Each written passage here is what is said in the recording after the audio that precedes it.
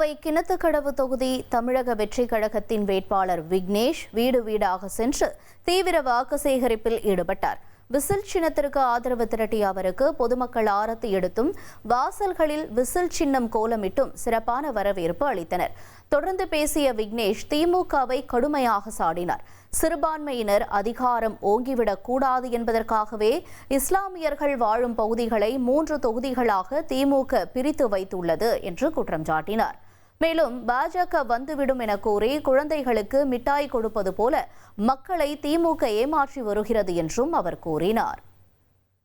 நிறைய பேர் எங்கிட்ட சொல்லுவாங்க, நான் இங்கே வர முடியாதுப்பா, நான் திமுக இல்லைன்னு சொன்னால் நான் முஸ்லீமே இல்லைங்கிற அளவுக்கு இந்த பக்கத்தில் பேச ஆரம்பிச்சிருவானுங்க.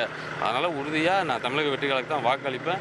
என்னோடய வாக்கு என்னோடய உரிமை, என்னால் இப்போ வெளிப்படையாக வர முடியாதுன்னு சொல்லியிருக்கிறாங்க. உண்மையால் பாவம், கோயம்புத்தூரில் வாழ்கிற இஸ்லாமிய மக்கள் உண்மையாக ரொம்ப பாவம்.